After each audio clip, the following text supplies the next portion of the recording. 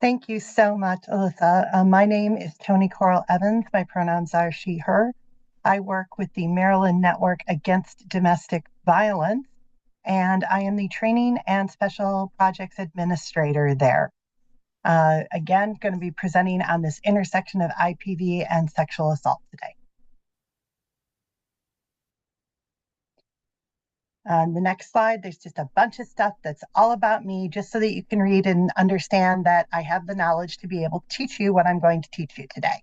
But we're not going to go through all of that right now because you don't need to read that. You can read that at your own leisure. We'll just go on.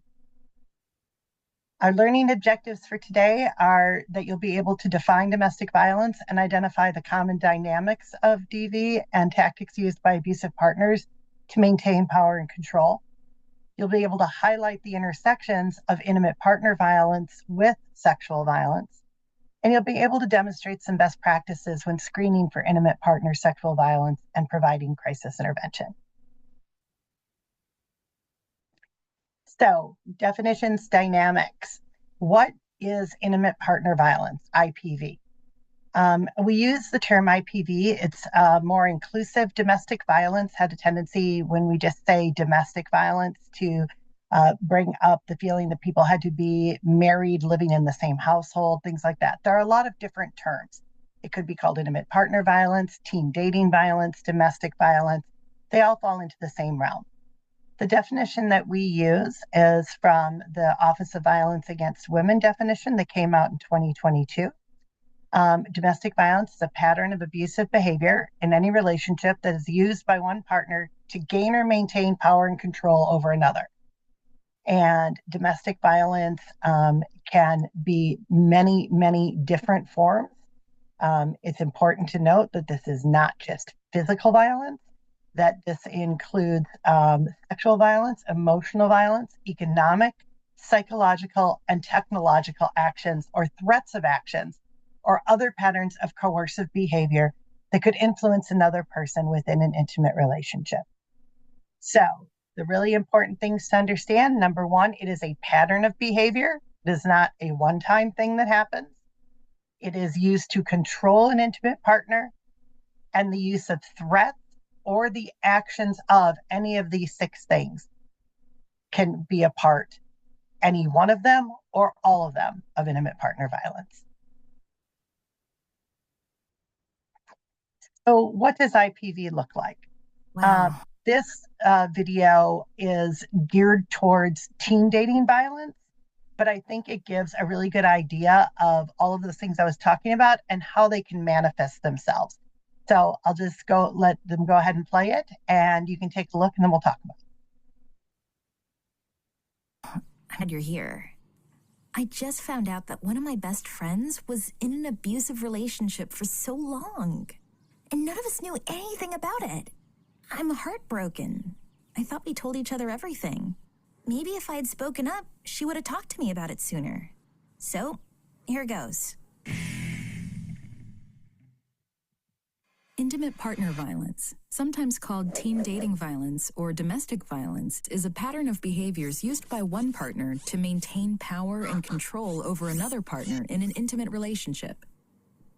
An intimate partner is a person's boyfriend, girlfriend, husband, wife, partner, or lover.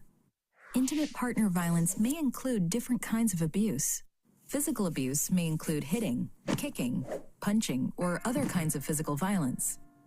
Emotional abuse may not include physical violence, but it can be equally as harmful. When someone is abused emotionally, they may be called names, humiliated, yelled at, or made to feel intimidated. The abuser may try to control the other person by telling them what to do, what to wear, or where they can and cannot go. Financial abuse is when a person tries to control and limit their partner's access to money so that the partner will be dependent on them. One example would be if the person discouraged or disallowed the partner to work and make their own money. Another is if the person takes the partner's money or credit cards and refuses to give them back. Another form of abuse is known as stalking and harassment. Stalking or harassing someone may include spying on them or following them around and constantly showing up where they are or refusing to leave when asked. Stalking also can include sending harassing or unwanted emails, texts, or posts. Finally, there is partner abuse that involves sexual abuse. This type of violence is when a person forces their partner to participate in sexual acts or behaviors without their consent or ignores the partner's sexual boundaries. Just because a person is in an intimate relationship with someone doesn't mean that they must have sex with them or do sexual things that they find uncomfortable or demeaning. If you or someone you know is being abused in a relationship, it's important to know that it's never the fault of the abused person, and it's important to ask for help. To get help, you can talk to the school counselor, a social worker, or another trusted adult. A great resource if you need information, support, or advice is the National Domestic Violence Hotline. You can check out their website at www.thehotline.org or call 1-800-799-7233. Remember, domestic violence is not love. Someone who really loves you wouldn't try to physically harm you, control you, make you feel bad about yourself, or force you to do something that you don't want to do. A loving and healthy relationship is about consent, respect, and honoring who you are as an individual. Till next time, don't forget to visit me at amaze.org or go to my YouTube channel to watch more. Bye!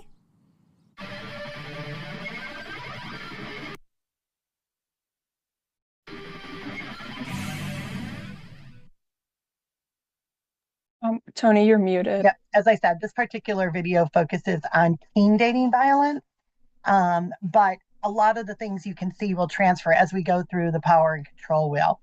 I do want to point out that we have a very specific training on teen dating violence coming up, because this is Teen Dating Violence Awareness Week, Awareness Month. And so we do have a training on that coming up next week, and I'll put the link in the chat for that in a little bit. But what you see in that video, you'll see here on the power and control wheel, and you should have this as a handout. The power and control wheel lists 8 different types of control that might, or power that might be used by an abusive partner over a survivor.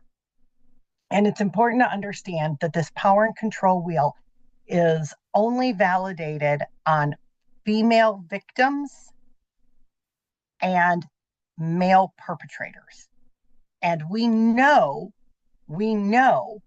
that females are not the only victims, and we know that males are not the only perpetrators. I think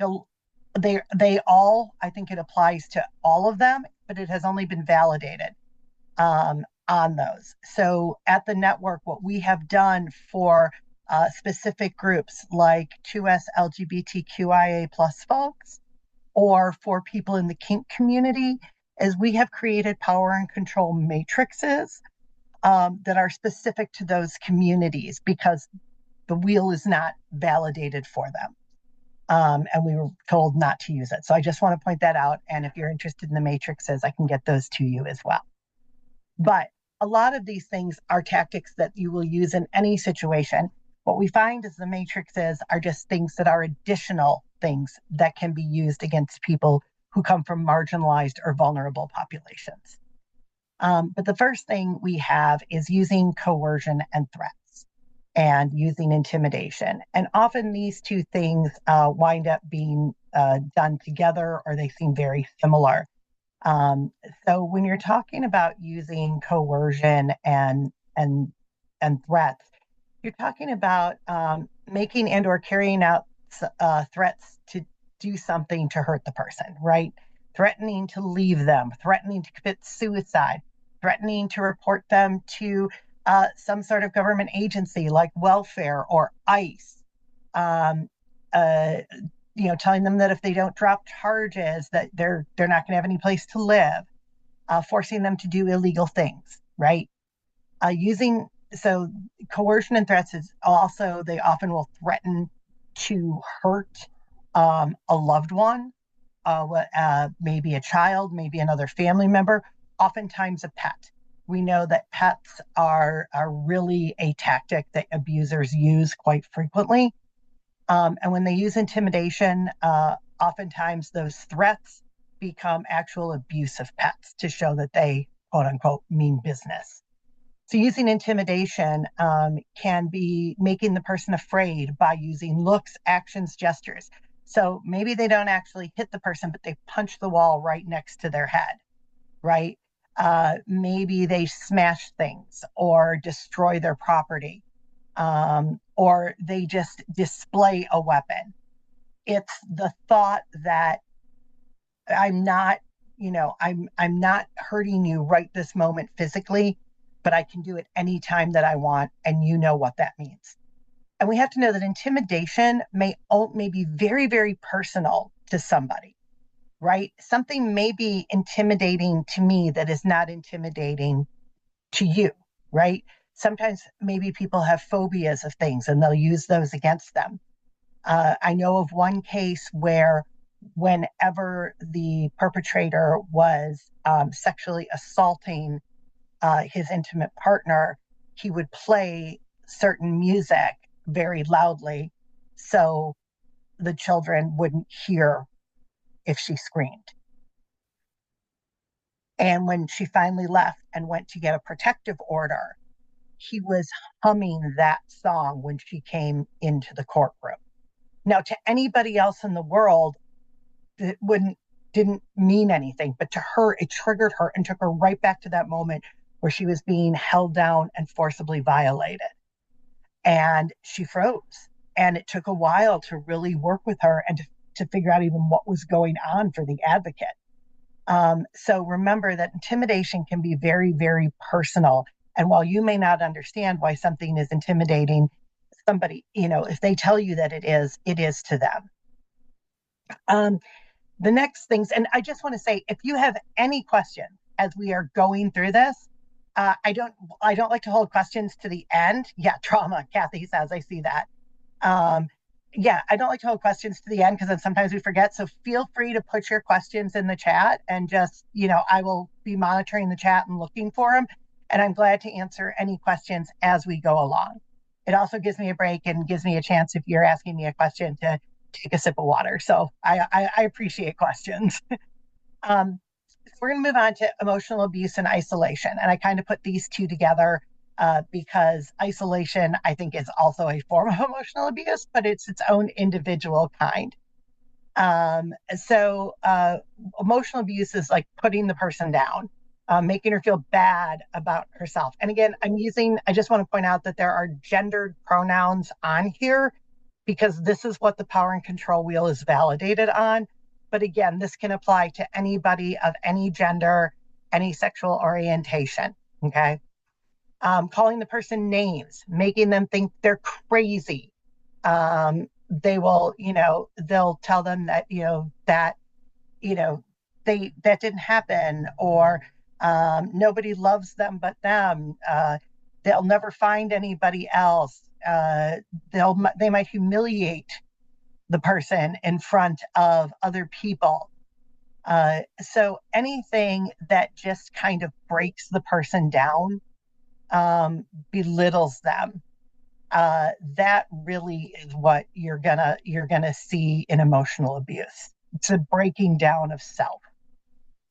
Isolation is another way they break down, by controlling what the person does, who they see, who they talk to, what are they allowed to read, where are they allowed to go, are they even allowed to leave the house by themselves? If they do, are they using technology to track them wherever they go, right? And then they use jealousy to kind of justify their actions, right? One case I know of it can be very physical isolation. So young woman, young man together, and she gets pregnant. She had a great job working for the government, very intelligent. And he says, well, come up to this rural area where my family lives. You'll have support there. It'll be great. Quit your job. You can raise the baby. I'll take care of everything. And she does it. And now she is living in a trailer. This is before cell phones. There is the landline works sometimes and sometimes doesn't because he doesn't pay the bills. Uh, and she is completely isolated from her family and friends. She is only able to talk to them when she is at his parents' house and using their phone. And there's always somebody there to hear everything she's saying. So he physically isolated her, put her in a place where she didn't have a car, she couldn't go anywhere, she couldn't do anything, and she had nobody to reach out to and no way to reach out to them. That's isolation. But isolation can happen without ever moving the person. It can happen simply by making them believe that they don't have their friends, that their friends don't really care about them. They'll tell, especially if their friends start to notice that the person is controlling. They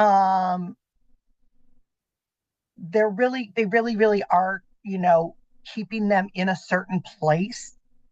And that's a problem because what they'll do is they'll say things like, if the friends notice, the friends will start saying, hey, is everything okay? And, is he, hurting you or something like that? And he'll be like, your friends just hate me. They've always hated me. Right. So the isolation can be that emotional isolation, not physical. I see we have a question in the chat. I know that Danielle says, I know there are tons of gender, culture, sexually specific power and control wheels, but this is the original. Do you happen to know when it was actually created? Accurate time frame. Yeah, this was done, I want to say late 80s, early 90s. I want to say 1989, although please don't quote me on that, but I can get you an exact date. It was done it's called the Duluth Power and Control Wheel because it was done by a center up in Duluth. And that Duluth has said it is only validated on this. Now you can get it validated, like you can submit things to them where they will say, yes, you can do the culturally specific things or certain things like this. But they have asked people specifically not to use it for opposite sex perpetration or for same-sex relationships. So we our own. So I can share that with you. But thank you. Yeah, good point. It is old. I mean, but it is still the kind of the basis of everything we do. But this is why we kind of look like when you look at the definition of domestic violence now that I gave you earlier, it doesn't have these 8 things on it. It has 6 things because a lot of things have changed. In 1989, technology was not something we thought of as a way of committing domestic violence, right? When I started in this field in 1992, which may be before some of you were born, we didn't have to talk about technology when we talked about stalking because people weren't using technology for stalking, right? Like there wasn't the internet. There wasn't cell phones, there wasn't GPS, there wasn't any of that. So as things evolve, I think we also have to evolve. I still think these things are very, very valid as the base of power and control, but I think there are so many more layers on top of them. So we will go on to denying, minimizing, and blaming. And this, I think, also can go along with that, making somebody feel crazy because the person may make light of the abuse. That's the thing. Oh, it wasn't that bad. Oh, it was a love tap, right? But they also may say, well, that didn't happen. I didn't shove you. What are you talking about? I didn't hit you. And when they have broken somebody down so much and they say this so much, or they just say, you're such a klutz, you're always falling, you're always tripping, you're always doing this, people will actually start to believe it.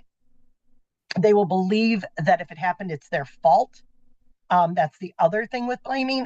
I wouldn't have gotten so angry with you if you had dinner on the table at the right time, if you hadn't come home 45 seconds late, if you hadn't overspent by $3 at the grocery store, right? So blaming the person for the fact that they're getting abused. Yeah, look what you made me do, Kathy. Yes, absolutely. When we do our comprehensive training, we have survivors come on, and one of the survivors talks about the fact that he would give her a list of food to get and a certain amount of money. And it was impossible to buy the food he wanted on that list for the amount of money he gave her. And then he would punish her when she got home for not accomplishing an impossible task. So that's, that's that blame, and that's actually creating a reason to blame somebody, setting them up for failure. Using children as go-betweens, using children, the threat, you're breaking up our family, threatening to take the children away, using visitation if they are separated to harass the person. Right now, especially right now, one of the big threats, if one partner has documents and another partner does not, that threat of I will have you deported and I will keep the children, or the threat of I will have you and the children deported, right? I will send you back to where I got you from, type of thing.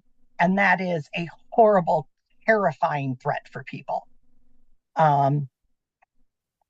So then we go into using male privilege. And again, you can talk about any privilege, and privilege stacks, right? So whether it's male privilege, whether it's being cisgendered, whether it is being white, whether it is having an education when somebody doesn't, whether it is having documents when somebody else doesn't, right? All of those privileges stack.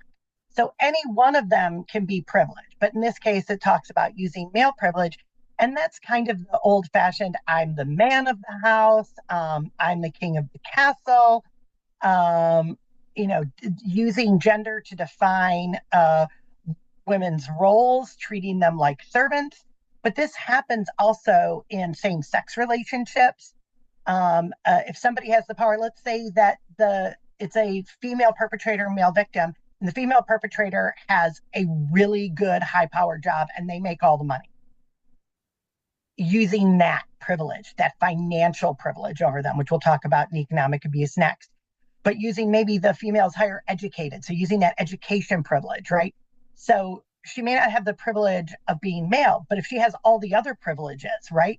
Let's say she's white and the partner is a minority. Let's say she is a citizen and the partner does not have papers, right?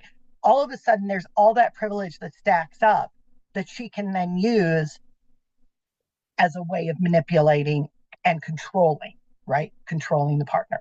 You will do what I say, because there's always the you will do this and the or this bad thing is going to happen. They don't have to say the or.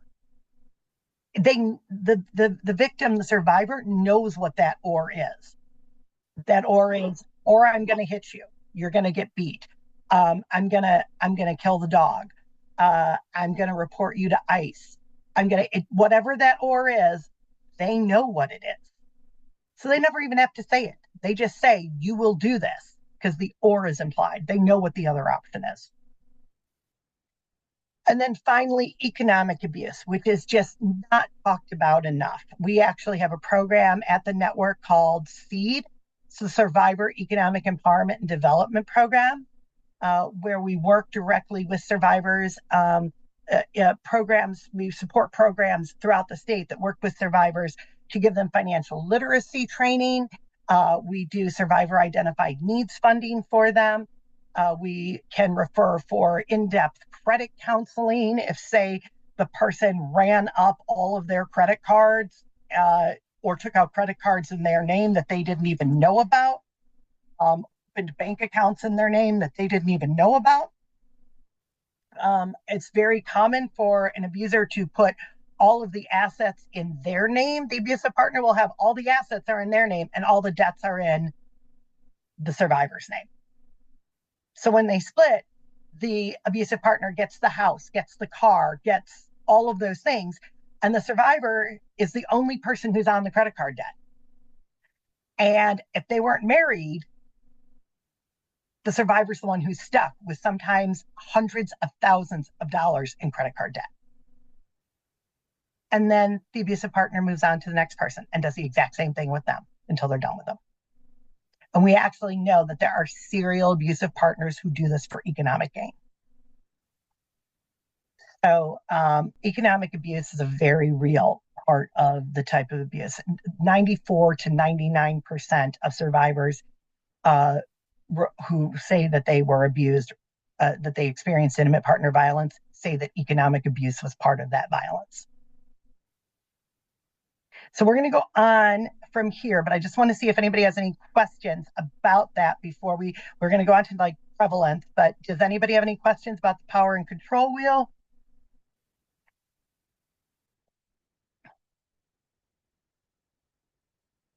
Okay. Well, if we don't have any questions, then we will start talking about prevalence. As we know, domestic violence victims are found in all socioeconomic levels with varying experiences of education from different races, cultures, genders, sexual orientations, physical and mental abilities, and age groups. On average, nearly 20 people per minute are physically abused by an intimate partner in the United States. 20 people per minute are physically abused by an intimate partner in the United States. So during 1 year, that equates to more than 10 million women and men. And so when you think about it in terms of this training, during the time of this training, 1,800 people will be physically abused. To put it in perspective. 1 in 4 women and 1 in 9 men experience severe intimate partner physical violence, intimate partner contact sexual violence, and/or intimate partner stalking with impacts that include injury, fearfulness, and post-traumatic stress disorder, and the use of victim services or the contraction of sexually transmitted diseases. On a typical day, there are more than 20,000 phone calls placed to domestic violence hotlines nationwide. So that just gives you an idea of the scope of this. Now, when we turn to looking at it in terms of sexual assault and intimate partner sexual violence, you can look at these charts, and what you'll see is that 46.7% of females and 44.9% of male survivors of rape in the United States were raped by an acquaintance. Of these, 45.4% of female rape victims and 29% of male rape victims were raped by an intimate partner. So an acquaintance means it's somebody they knew. Intimate partner means it is somebody that they had the relationship with. You all know that COVID had massive impact. They called domestic violence the shadow pandemic, and rates increased all over the world of domestic violence, not just in the US. So we just need to be, aware that this is where you see this merging of intimate partner violence and sexual violence, and it's happening at a fairly significant rate. Now, going on, when we look at intersectionality and racial disparities, you're going to notice that there is even more disparity, right? We don't have a lot of great data for Asian and Pacific Islanders. The studies have widely varied. That's why there's kind of a range there. Between 21 and 55% of Asian women reported experiencing IPV or sexual assault during their lifetime. 1 in 3 Latina women experience IPV as opposed to 1 in 4 overall. Over 84% of Native women experience violence during their lifetimes. And 45.1% of Black women and 40.1% of Black men have experienced intimate partner physical violence, intimate partner sexual violence, and/or intimate partner stalking. So when you look at those numbers, that is really, really significant. When you go on and we look at sexual orientation disparities, these are some very, very grim numbers. The graphic shows lifetime prevalence of victimization among lesbian, gay, and bisexual folks as compared to straight men and women. Lesbian women, 44%. Bisexual women at 61%, straight women at 35%. Lifetime prevalence of physical violence, rape, or stalking. Gay men at 26%, bisexual men at 37%, straight men at 29%. Notice that number for bisexual women. Notice the number for bisexual men is the highest amongst men, and for bisexual women, it's the highest amongst women. And in bisexual women, you will notice that number is significantly, more than significantly higher than all of the other ones. So based on these numbers, what do you notice? What do you see when you see these numbers? What, the last couple slides, what does it make you think? You can feel free to put your answer in the chat or come off a mute or.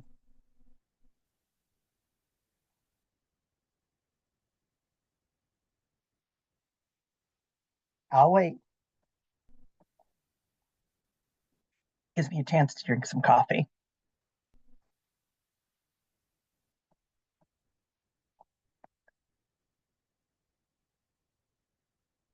Yeah, it's a widespread issue. But again, we have to realize that these disparities exist.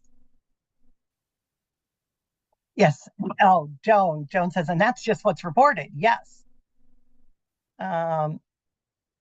More chances to be abused by men and women in that case. Yeah. I mean, yeah, when you look at the bisexual numbers, a lot of people are like, why? Why is that number so high? Well, here's the thing. Nobody has ever studied that. It's never been considered worthy of study because bisexuals are very much erased in the 2S LGBTQIA plus community. And bi erasure is a very real thing. These numbers have been known for over a decade. And nobody has done a follow-up study to say why. Yeah. So it's not only gender specific, it's sexual orientation, it's racial disparities. And remember, again, all of these things stack. So if you are bisexual and you are a racial minority, that is going to increase your risk even more. And sadly, we have very, very little numbers on trans survivors because we just haven't done the research. There just isn't. But we know that for people who are trans, the number is over 50% have experienced physical violence, rape, and stalking. All right, let's go ahead and go on and let's talk about Maryland because these have been national numbers. I want to give you some context of where we are in Maryland looking at like a 5-year difference. All right. So looking at pre-pandemic here, every year, the National Network to End Domestic Violence does a count in one day where they ask all of the domestic violence centers in the country to report certain numbers. And these are among the numbers they ask them to report. So on September 12th, 2019, in Maryland, right, just here, our domestic violence centers had 976 total contacts, 702 people received services, and there were 265 hotline calls. Of those receiving services, 281 were served in shelter and 421 received supportive services. So that could be advocacy, counseling, court accompaniment, hospital accompaniment, anything like that. So if we go to the next slide and we look at in Maryland what happened when they did this count in September of 2023, 1,362 total contacts, right? That is a significant increase, right? That's almost 400. 1,135 received services. That's more than 400 more. 227 hotline calls. 555 people were served in shelter as opposed to 281 5 years earlier. And where 5 years earlier, 421 received support services, in 2023, 580 did. So when you look at these numbers, right, and you see this, you realize that this is a drastic increase. If you look at the next slide, you're going to see that here, when you look at the comparison between these, right, total contacts, 39.6% increase. Received services, 61.7% increase. Slight decrease in hotline calls, a 97.5% increase in those who were served in shelter, and a 37.8% increase in those who received supportive services.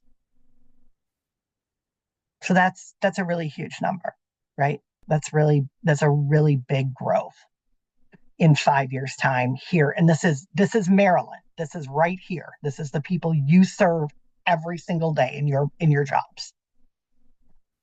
So then when we go forward from that and we look a little more in depth in Maryland, and these were the numbers from 2022. I actually just got the numbers from 2023. They're similar, not identical. So in 2022, there were 32,000 protective orders requested. In 2023, that number went down slightly to 30,500. In 2022, there were 19,588 temporary protective orders granted. And in 22, there were 20,000. And then final orders was 9,700. And then last year it was 8,500. But you're still seeing a significant amount of protective orders requested right here in our state. And those are requested because of this reason. No, you're fine. No, going forward is fine. So this is the 2023. So out of, Linda asked a question here. It seems that many of them do actually get granted. So let's take a look. We take a look at the numbers from last year. 30,000 protective orders were requested.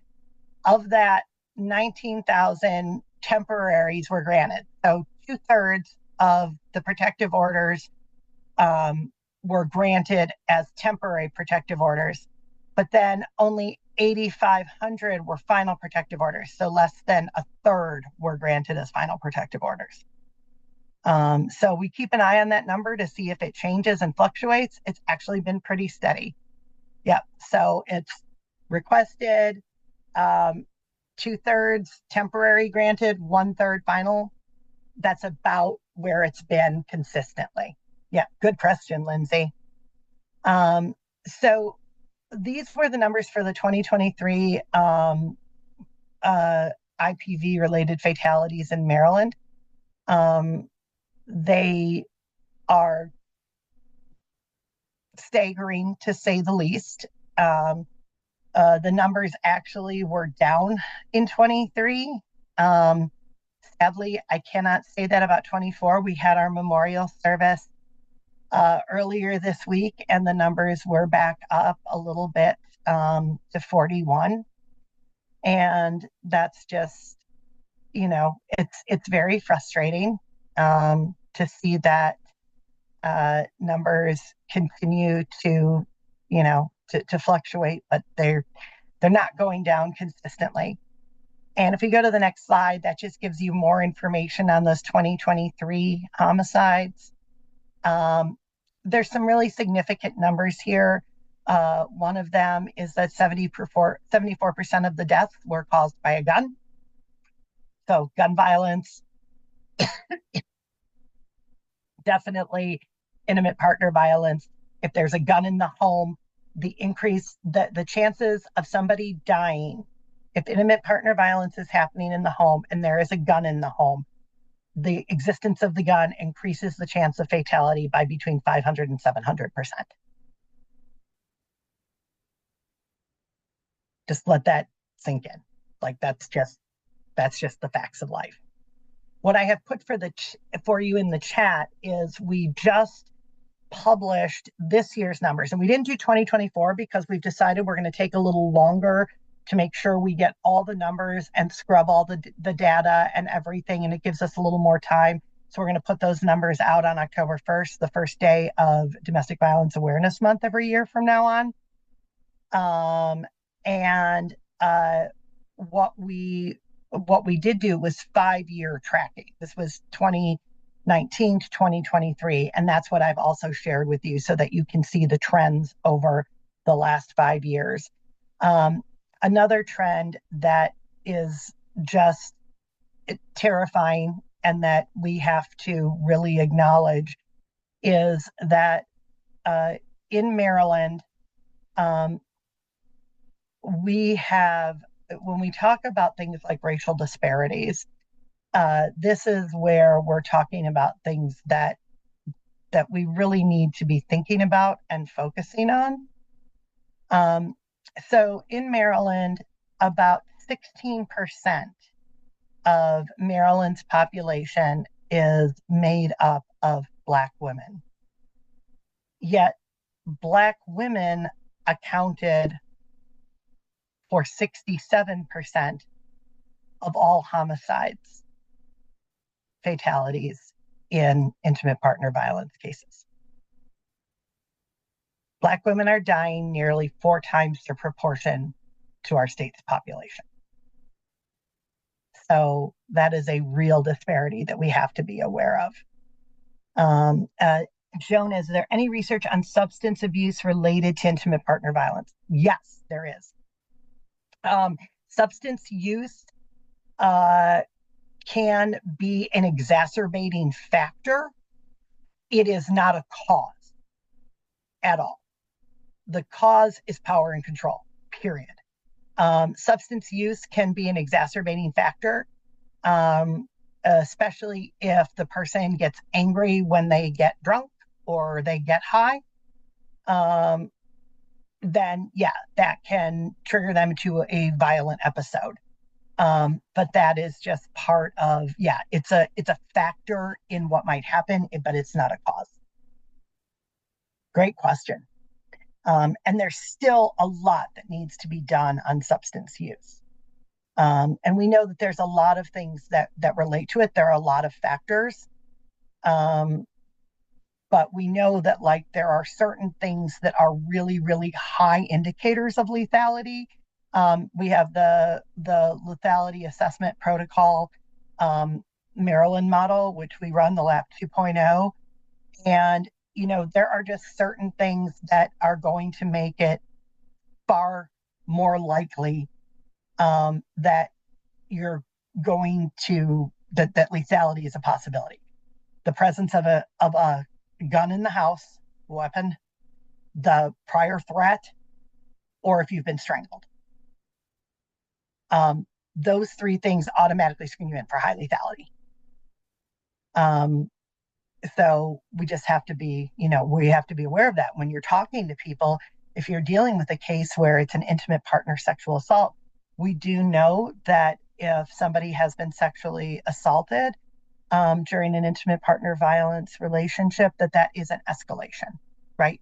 So if you're dealing with somebody who's been sexually assaulted by an intimate partner, that is an escalating form of power and control. All right, let's go ahead and go on.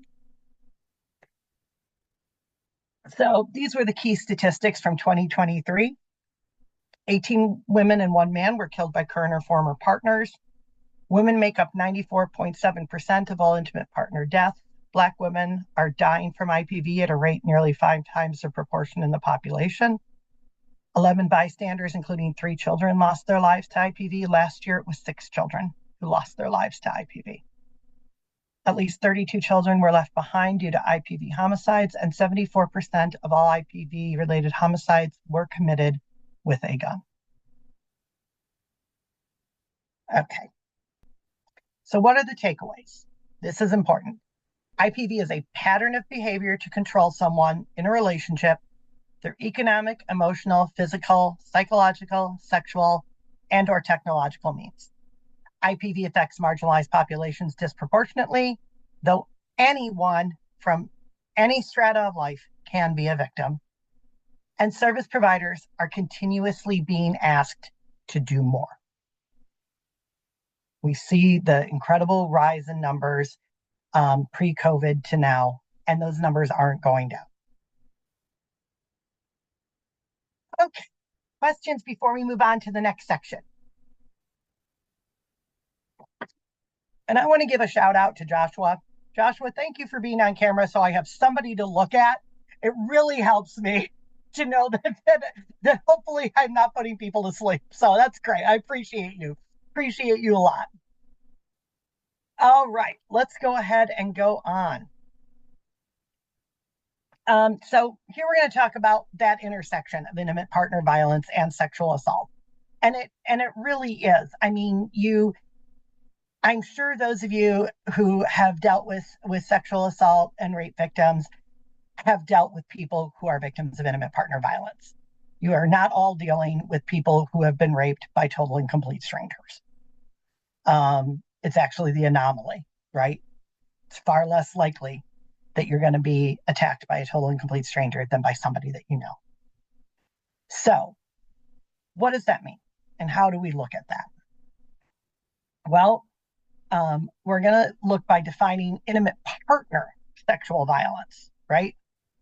So, intimate partner sexual violence is any sexual contact or activity with an intimate partner that's making a person feel uncomfortable. And here's the important part, because sometimes somebody might do something that makes you feel uncomfortable and they're just not reading the room. Or maybe they just didn't realize you were having a bad day, and that is not the time to come up and maybe swat you on the butt, right? And they're like, I have a kitchen knife in my hand. I'm cooking dinner. This may not be the best time for you to be playing. Let's go have fun in the bedroom, right? That is not intimate partner sexual violence, right? It's sexual contact or activity with a partner, making a person feel uncomfortable with the purpose of controlling through fear, threats, coercion, manipulation, or violence, right? So the purpose has to be there. And that is very, very clear, because we know that there are many people that engage in, for example, kinky sex. And somebody might do something that makes you feel uncomfortable. They're not doing it for the purpose of controlling you, right? That's not why. But when they're doing it when they're doing something that is for the purpose of controlling you during that sexual, and it's part of a sexual act, that is what is dangerous, right? That is what is really, really dangerous, because they're showing you these are the types of things that I can do. What does intimate partner sexual violence include? Well, if you go on to the next slide, you're going to see this is a wide range of things. It can be everything from forced nudity, like not allowing the person to wear clothes around the house, making them wear skimpy clothes if they're outside, not allowing them to wear underwear. It can be forced viewing of pornography, sexual degradation and humiliation, peeing on them or making them crawl on all fours without permission. Sexual regulation and monitoring, such as forced inspection of undergarments and regulating their clothing. Reproductive coercion. We do an entire, we did a 101 and we have a 201 on reproductive coercion coming up. Like we do an entire training on this. Like that's how much it is, right? So forcing somebody to terminate a pregnancy when they don't want to, forcing somebody to not terminate a pregnancy when they don't want to, interfering with birth control use, those types of things. Unsafe sex practices, stealthing, right?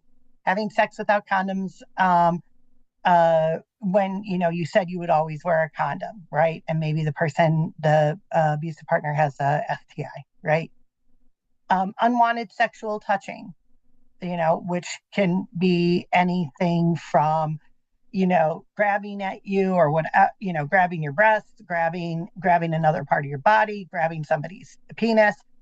And then, of course, unwanted vaginal, oral, and or anal intercourse which can be with a body part or an object. One thing that is not on here, but that I think we need to consider also, is strangulation. This is not something that we used to have to talk about in terms of intimate partner sexual violence. But recently, there has become a trend, especially among young people, of what they will call choking during sex. First of all, it's not choking. Choking is the obstruction of your airway with a foreign object in it. It is strangulation, which is cutting off of the airway from the outside. And this use of strangulation during sex is almost always at least partially non-consensual.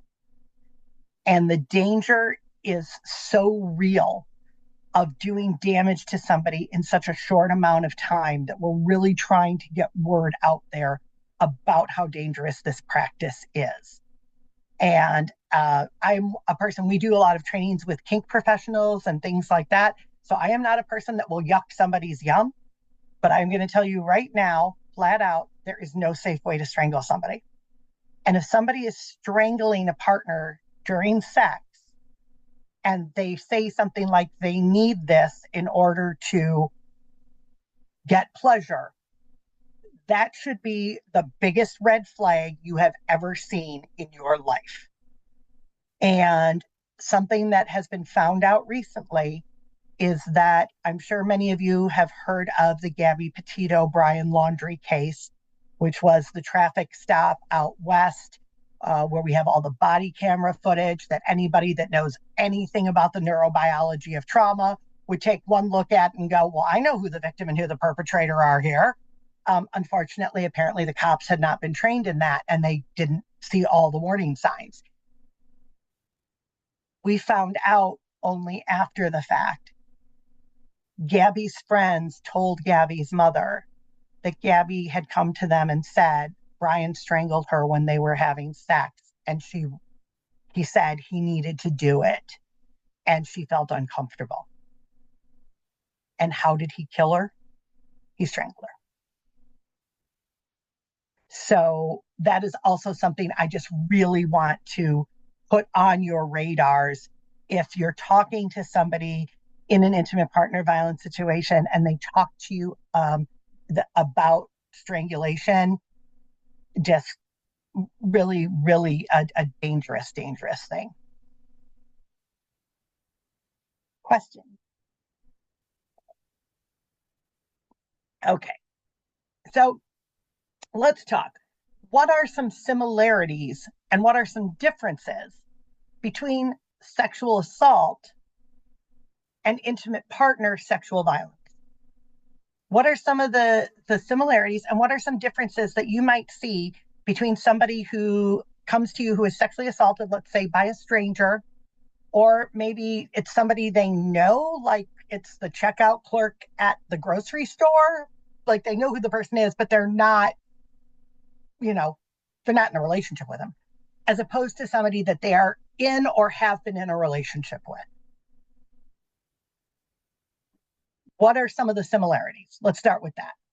Just feel free to put them in the chat or come off of mute and feel free to chat. Fear, absolutely. Both of them can cause tremendous fear. Change in their behaviors, absolutely, Joshua. Thank you, Joan and Joshua. What else? Emotional breakdown. Emotional breakdowns, yes.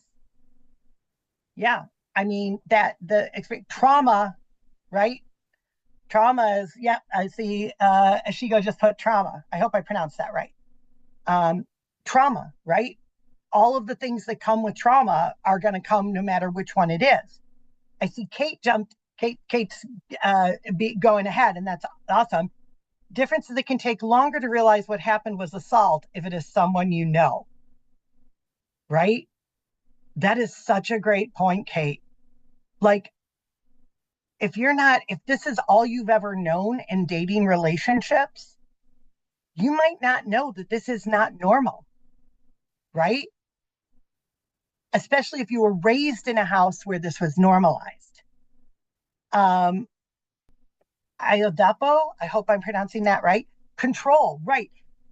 We know that sexual assault is also about control, but that control, so there's control in both of them. One of them is that control that comes for the person during sexual assault that is all about them. And then in intimate partner sexual violence, it's about that specific person, right? They're both unwanted. They both lead to powerlessness. What are some of the other differences? What are some of the differences that somebody who is in an intimate partner sexual violence case might have from somebody who, say, doesn't know anything about their attacker? What are some concerns that one might have that the other might not? Sexual assault offenders are often people that the victims may know as well, not necessarily in a relationship, but the offenders may not be strangers. Yep, exactly. Yeah, you might be a little less likely to come forward if it's your partner, right? Having to continue being around the intimate partner, but possibly not seeing the sexual assault perpetrator anymore. Also very true. That can be a double-edged sword, right? You may not even know who assaulted you. So you can be in the grocery store and it could be anybody. So there's that fear that you have, whereas the fear that the person is they're coming home to that person every day, right? So you can't identify them. Escalation, right? If you're in the intimate partner range, there's a chance for things to just keep escalating and escalating and escalating, eventually to lethality. Suicidal ideations. Suicidal ideation, I think, can happen in both. But we also know that there is a murder-suicide problem in our country when it comes to intimate partner sexual violence and in our state. About 34% of overall deaths come from murder-suicides in intimate partner violence cases. So almost a third. So there's some real weird stuff going on there. And one of the things that we have looked at is in the past, there used to be this theory that, well, when you killed your partner and you realized what you'd done, you were like, oh my God, they're going to know it's me. I'm going to kill myself because I don't want to be caught. I don't want to go to jail. I don't want whatever that. And that the suicidal ideation came after the homicidal ideation. What we found now in a number of studies is that somewhere between 34 and 71%, the suicidal ideation is coming first, and then the homicidal ideation. So if we can identify suicidal ideation in perpetrators, we may be able to stop some of these homicides. Yes, Danielle. So with intimate partner sexual violence, it may just be considered their sex life, and they won't see it as abnormal, whether it be strangulation, physical assault, rape, kink fantasy, and then they don't see it as assault. They see it as just their sex life with that partner. Yes. And for some people in the kink community, there are certain things that they might engage in that other people would absolutely consider to be assault. But if it is consensual, then that's different. But when it's non-consensual and you just don't know that you have the right not to consent, right? Like not knowing that you have the right to say no means it's non-consensual. Like you have to know that you have that right. That is a great point, Danielle. All right, let's go ahead and move on.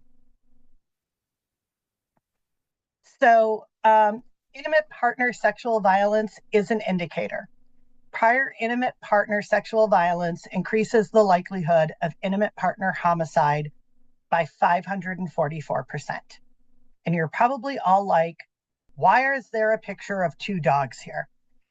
Well, I was trying to figure out a way to illustrate how big 544% is, because it's just a number. So the big dog is 544% here larger than the little dog. That's the scope we're talking about. They're both totally adorable. And we can always use some self-care, and I find dogs to be really good self-care. But I just want you to think about when you look at that, because when you hear these numbers, 540%, 500%, 700%, it's hard to wrap your head around those numbers, right? So I wanted to give you a visual of the difference of what 544% larger looked like. And that's a big difference, right? If you're going to the shelter to pick up a dog and you want the little dog there and they try to give you the big dog, you're going to say no. Because you live in a 1-bedroom apartment or a studio apartment, you can't have the big dog. If you live on a farm and you want a really big dog and they go in and they're like, oh, we've got this, you're going to be like, no. Okay? Because 544% is a big difference. I know it's a silly graphic, but it's the best way I can try to explain a number that just otherwise is just kind of very esoteric.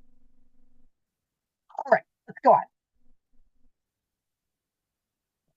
So the key takeaways. Intimate partner sexual violence is and can take many forms, but the purpose is to control the victim.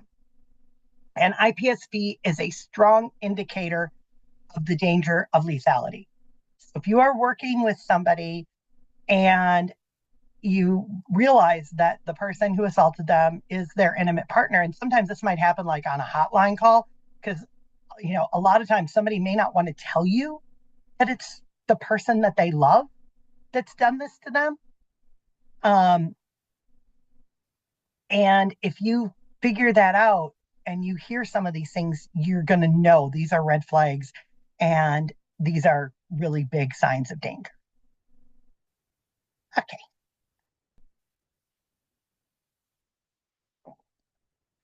So we're going to talk about some best practices now. What has the field found that works? Well, there's a new study, and this is a lot of words, so you can look at it when you get the PowerPoint, but I'm just going to kind of give you an overview here. This was a study of service providers who were defined as those offering to assist people in the areas of general psychosocial need, housing and financial, health and counseling, general practitioners, nurses, psychologists, counselors, family therapists, social workers, alcohol and drug workers, general telephone helplines, religious leaders, specialist IPV support advocates in and IPV or sexual violence advocates like yourselves, and law enforcement legal response, police and legal services. And so working with these people, this is what they found. Providers minimize disclosures when they assume sexual violence should involve physical force and that consent does not apply in a relationship, or that sex is part of a woman's duty. Normalizing IPSV led to continued and escalated violence for some women since their partners' behaviors were not considered dangerous. Women needed providers to take their disclosures seriously and genuinely listen to how their partner's behaviors impacted them. So do not dismiss it was the first thing that came out of this study. The second thing was see the bigger picture. Women understood psychological abuse to be an important part of IPSV and that it could be a part of a pattern of psychological abuse, and psychological abuse could facilitate IPSV. Links between psychological abuse and IPSV led to women feeling violated without understanding or being able to articulate why. Women wanted practitioners to recognize IPSV within broader patterns of control and help women identify the source of their distress. So they needed their service providers to realize that while the sexual violence, and this is where you come in, is certainly a huge part of what happened, there's all these other things on that power and control wheel that they were experiencing: the coercion, the intimidation, the humiliation, the technological abuse, the economic abuse, and that people not realizing sexual violence was part of that larger picture was really damaging to them. And then finally, they needed people to counteract the gaslighting. To address the silencing of intimate partner sexual violence, women wanted providers to believe them and counteract the shame and disorientation they felt. Women also wanted service providers to help them identify IPSV and seek support for it. Service providers needed to educate women about the context of intimate partner sexual violence, help them label it as a form of violence, and challenge cultural stereotypes that minimized and perpetuated IPSV. So again, and this is a brand new study. This is from Piran et al. In Women's Health from 2024. So like this just came out. And so this is really, really important when we think about when you're dealing with people, that if you're used to working with sexual assault victims who are not intimate partner relationship victims, right? You may, when you see something happening in that context, you may be like, okay, I know about sexual assault, right? I can talk about sexual assault because that's what I do. But they need you to really see that bigger picture. They need you. I mean, I don't think any of you are going to dismiss it. You're not in this field because that's what you want to do. I don't think you're just going to dismiss it and be like, well, he's your husband. You have to submit to whatever he wants in the bedroom. Because if that's your thought process, you need to find a new job, right? Like that's not like that's pretty simple. But I think that's seeing the larger picture, realizing that while for you the sexual violence may be the thing that you really think is the thing that they need to deal with, for them it may be the psychological torture, the intimidation, that fear of them threatening to kill somebody they love, threatening to kill them, threatening to kill their pet. It may be coming out of the isolation they had them in. It may be the fact that the reason they couldn't leave is because they didn't have any money. They had no economic control. And they need you to see that bigger picture. And then they need you to be their advocate in all the other systems that tend to gaslight and blame women, especially, but blame victims, survivors, for what happened to them.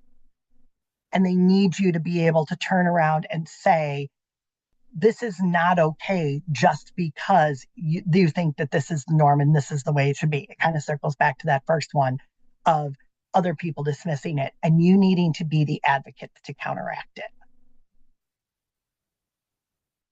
Questions about that?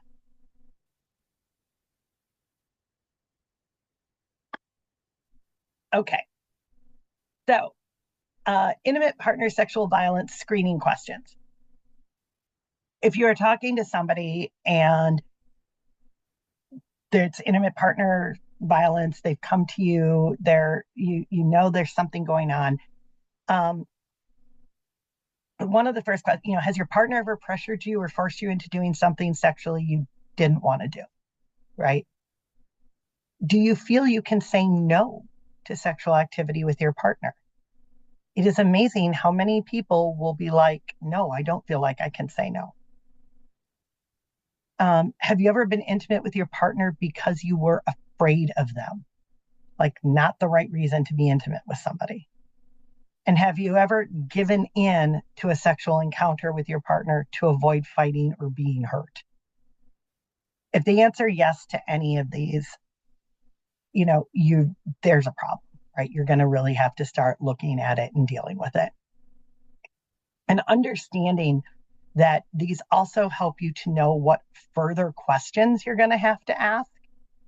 So yeah, it's okay. You can go on to the next one because follow-up questions may come from those questions. So things like, how often does that occur? Because you might need to find out, let's say you're trying to figure out, are there physical injuries that need to be dealt with, right? Is there, that's something you need to look at.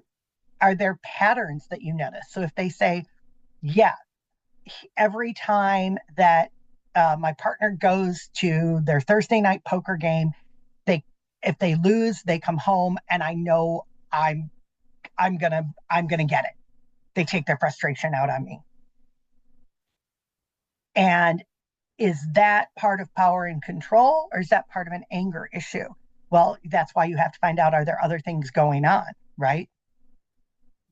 So what would happen if you told them you did not want to do something? What would the reaction be? Are they going to sulk? or are they going to hit you? That's a big difference when you're doing safety planning, right? If you say no and they just sulk and mope and whine and kind of, throw the silverware in the sink and stuff, that is a different safety plan. They'll try to make you feel bad. That's the gaslighting. Yep, Kathy, right? Yeah.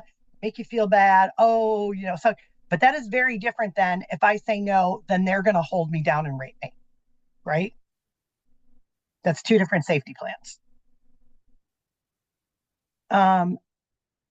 The next question is really hard. You have to build up a lot of rapport. But can you tell me some of the things they force you to do as their partner can be really important, again, for health issues? If you find out that they are forcing them to do things that could cause serious health issues to them, it's important to know that. And what do you think would happen if you told them that you were in pain? This is probably one of the biggest ways of helping somebody to see what's going on when they're still like trying to figure out if this is normal or not. Because the normal reaction when somebody tells you that you're hurting them is that you immediately stop. Like even if you just like if you grab somebody by the wrist and didn't realize that they have carpal tunnel and they're like, ooh, that hurts. You're like, oh God, I'm so sorry. I didn't realize that. It could be somebody, you love, you just want to grab their hand. I have, some really bad problems with like carpal tunnel type stuff. And there's times when my husband will go to just like hold my hand or grab my wrist and I'll be like, no. And he's like, oh, having one of those days. Today is a rainy, cold, wet, dreary day. I don't want anybody touching me because every part of my body aches because of my arthritis. So if I'm like, oh, just don't touch me. And my husband's like, oh, I'm so sorry, honey. Do you want a heating pad? That is a very different reaction than me saying I'm really hurting and them going, I don't care. Or it's not that bad. Or what about my needs, right? So it's important. And that can also help them see what a normal reaction should be versus what the unhealthy reaction is that they're experiencing. Does that make sense? I hope. All right. Let's go ahead and go on.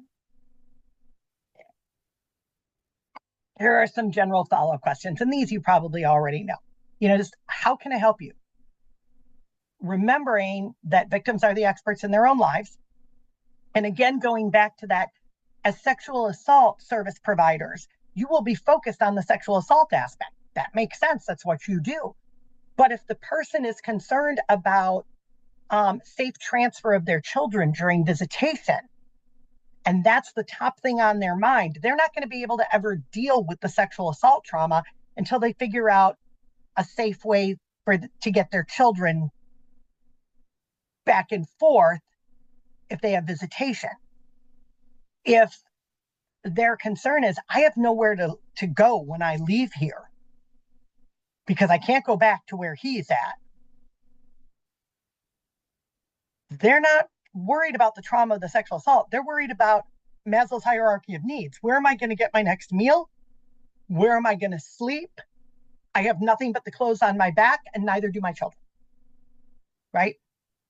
So how can I help you? Right? What do you need? When you say X, what do you mean by that? Do not make assumptions if you don't understand a term somebody has used. We find this when we train because of working with people in the kink community. There may be a word and you may be like, I have no idea what that means. It may be really important for you to know what that means, right? So it's okay to ask, right? So if somebody tells you, well, I agreed to CNC, but this is not the same as that. Do you know what CNC means? Anybody?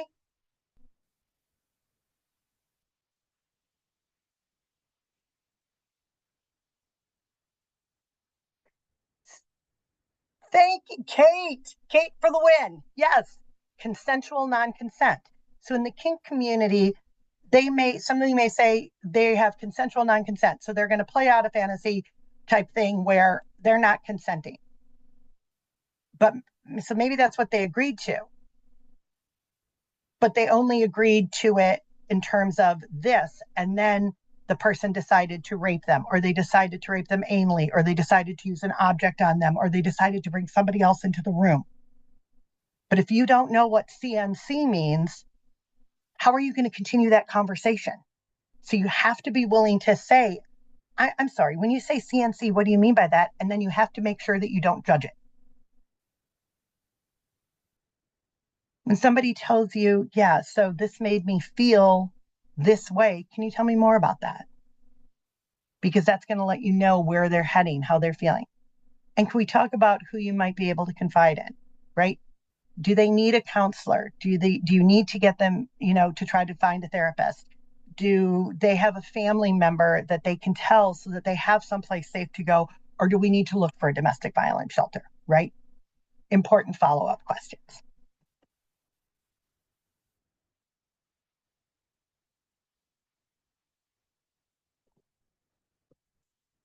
So tips and guiding principles.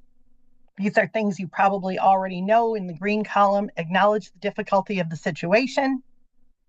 Believe them, obviously. Be prepared for any reaction.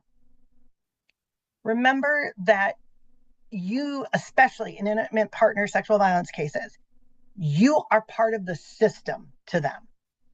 And in intimate partner violence cases, the system has often failed them. If they have called the cops before and the cops did nothing, or the cops arrested both of them, or somebody else called the cops when they didn't want the cops there, you are part of the system. So while you may know that you're there with the best of intentions and confidentiality and privacy and all of those things, they may think you are just another person that's trying to take their kids away, trying to railroad them, so you need to be prepared that they might be angry with you, or they might just be bawling their eyes out. We have to consider trauma, right? What are those trauma reactions? What are those trauma responses? We want to keep the conversation open. Let them have the opportunity. Make sure that you ask some of those open-ended questions. Empathize, don't sympathize, right? If you've never seen the Brene Brown video on empathy versus sympathy, I highly recommend it. Like, sympathy is like when somebody passes away and people show up with a casserole and they're like, here, I know you can't cook. That's sympathy. When somebody shows up 3 weeks after the person's passed away and said, hey, I just thought I'd come and sit with you for a couple hours. Do you want to talk? That's empathy. It's difference. And take it slow, step by step. The problem didn't occur. It didn't begin in a minute. This isn't a one-time occurrence like it often can be with sexual assault, right? This is a problem over time. So you need to take it slow. But the most important thing, and this is the hardest thing for anybody in our field to do, is respect their choices, even if they are staying with the abuser. I'm going to say that again because it goes against everything you probably believe in. Respect their choices, even if they are staying with the abuser. The victims are the experts in their own lives. When a victim leaves their abuser or has just left their abuser is when they are in the greatest danger of lethality. They will know when it's safe to leave. Don't try to force it. And that is so hard because you may see all those red flags. And it's okay to say to them, I am concerned about you because these things that you have told me are indicators that your life could be in danger. And 99% of the time, they're going to look at you and they're going to say, I know. But if I leave, my life isn't in danger. My life is over. I have to have a better plan than I do right now. So it's just so hard. But I need you to understand that that is something really, really important. Okay. So leaving an abusive situation, just go ahead and play this video.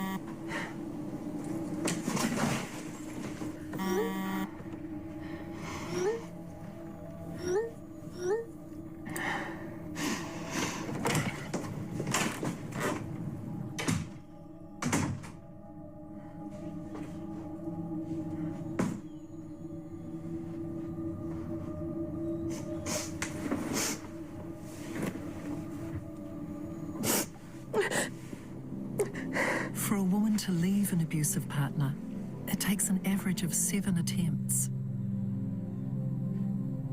For many victims, the only hope of leaving is women's refuge.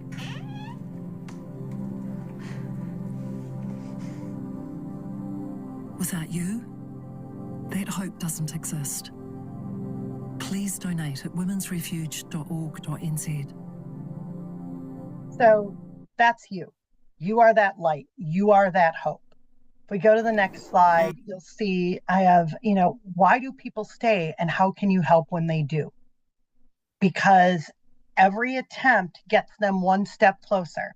That 7 attempts is still the number, but that is the number for white heterosexual women. If you are part of a racial minority or a sexual minority, a sexual orientation minority, that number is significantly increased. And the reason why is systems. It's that simple. So, but why do people stay and how can you help when they do?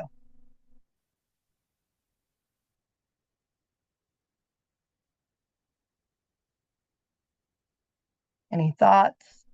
And again, you can feel free to come off mute or put it in the chat.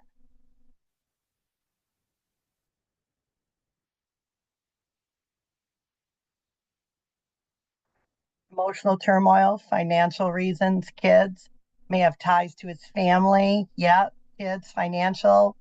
They'd have to start at 0 most times. Sometimes it's the only person they have. Fear. Oh, Grace, thank you. They got into the relationship for a reason. They might hope their partner's going to change.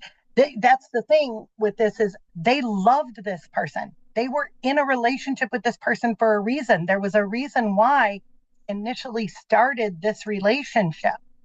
And so it's important to understand they may still very much love that person.